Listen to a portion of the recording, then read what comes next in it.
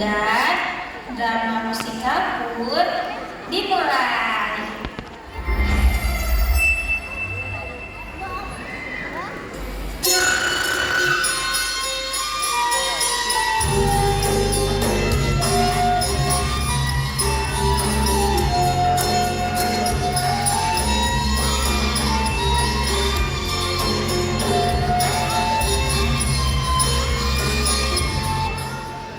Al-Nisa, sebelum menjadi kerajaan dan menjadi Islam, Raja Goa Talo sering berperang dengan kerajaan lainnya yang berada di Sulawesi Selatan. Sejak Goa Talo resmi menjadi kerajaan Islam pada tahun 1625 Masehi, Islam menjadi alasan yang kuat untuk meluaskan lagi kekuasaan agar kerajaan-kerajaan lainnya selain untuk kepada kerajaan Goa Talo juga harus menjadikan Islam sebagai agama mereka. Islam masuk ke wilayah kerajaan Goa Talo melalui para pedagang Muslim dalam proses perdagangan yang damai yang datang dari India atau Arab yang sengaja bertujuan menyebarkan agama Islam, dan perlahan mereka pun menetap di daerah tersebut.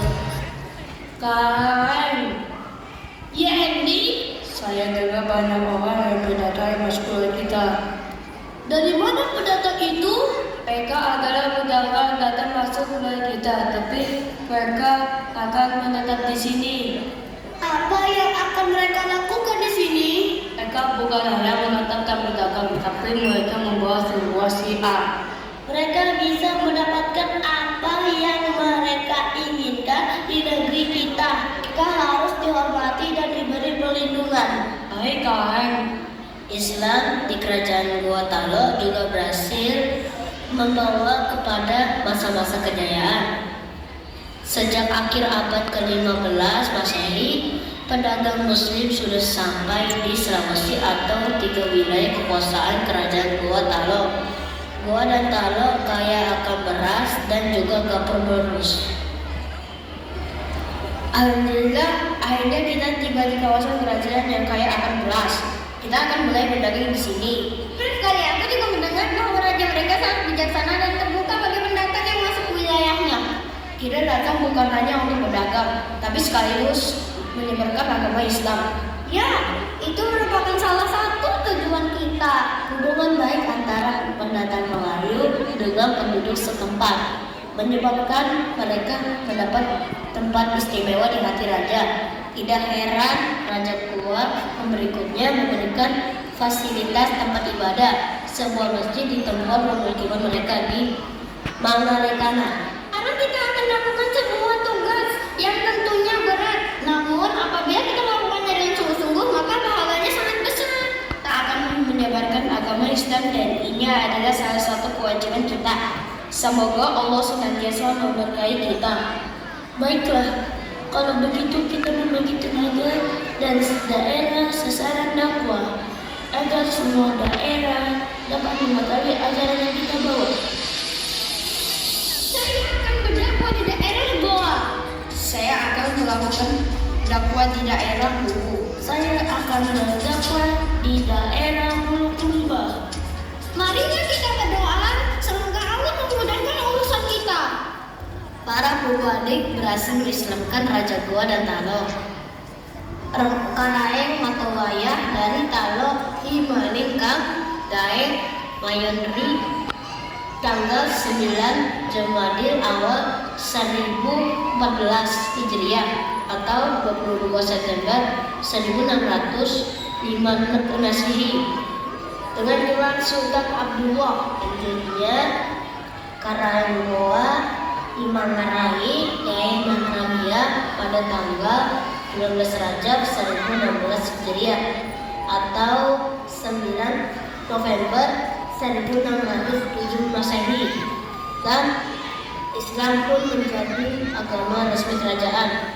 Semenjak Islam menjadi agama resmi di kerajaan Goa Talo, Raja Goa yaitu Sultan Alauddin semakin kuat dalam kedudukannya karena beliau diakui sebagai Amirul Mukminin atau kepala agama Islam. Raja ini juga dinilai aktif dalam menyebarkan agama Islam. Tapi kalian, Yendi, ada utusan dari orang-orang Melayu ingin bertemu dengan kalian. silakan, suruh dia masuk.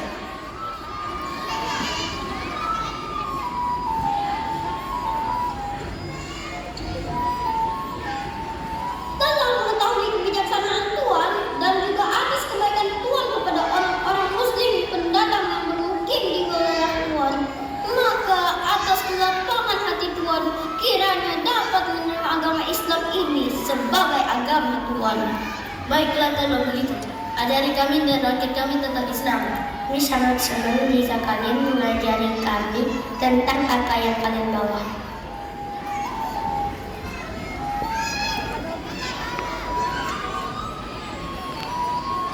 Asyhadu an la ilaha illallah wa asyhadu anna Muhammadar Rasulullah. Aku bersaksi bahwa tiada Tuhan selain Allah, dan aku bersaksi Nabi Muhammad adalah utusan Allah. Pada tahun 1653 Masehi, tepat pada saat itu Sultan Malikul Said, ayah anda Sultan Hasanuddin wafat. Sesuai dengan amanat ayahnya dan mendukung pembesar-pembesaran kerajaan, usia 22 tahun Hasanuddin diangkat menjadi Sultan Goa segera setelah ayahnya wafat. Dengan demikian, ia adalah raja ke-16 kerajaan Goa.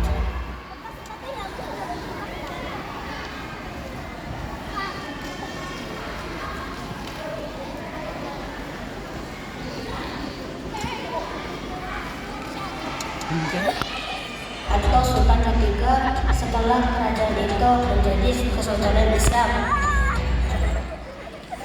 Perang 2 hari dengan pasukan Belanda pada April 1655 di Buton yang dipimpin langsung oleh Sultan Hasanuddin dan pasukannya berhasil merebut benteng pertahanan dari 32 orang Belanda terbunuh dalam perang tersebut. Oleh karena itu, Belanda mengirim utusannya ke kerajaan Goa untuk membuat kesepakatan. Halo Sultan, halo Spielman. Maksud kedatangan saya ke sini untuk membuat kesepakatan dengan Anda setelah perang yang terjadi beberapa hari yang lalu. Kesepakatan apa, Spielman? Kesepakatan itu berisi tentang musuh Belanda bukanlah musuh kerajaan Goa dan Belanda tidak akan ikut campur dengan kerajaan Goa. Baiklah, saya sepakat, Spielman. Baiklah, terima kasih Sultan.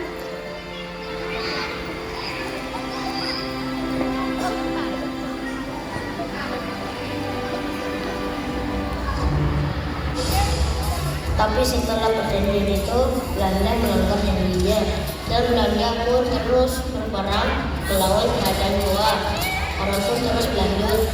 Tapi setelah Hasanuddin memutuskan beberapa peperangan,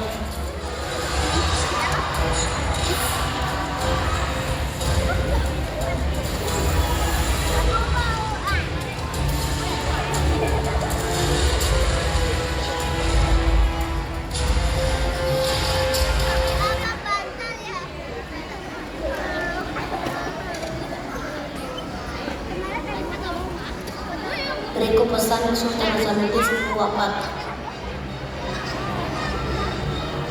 Kita semua saudara, sipakat tauhid, saling memanusiakanlah, sipakai duit, saling mengingatkanlah, sipakat lebih, saling menghargailah, sini napati. Lebih baik mati dengan kehormatan daripada hidup menanggung malu. Terus tegakkan kebenaran kebenaran untuk kemaslahatan umum tanpa pandang apapun yang terjadi sebagai sosok tawaran.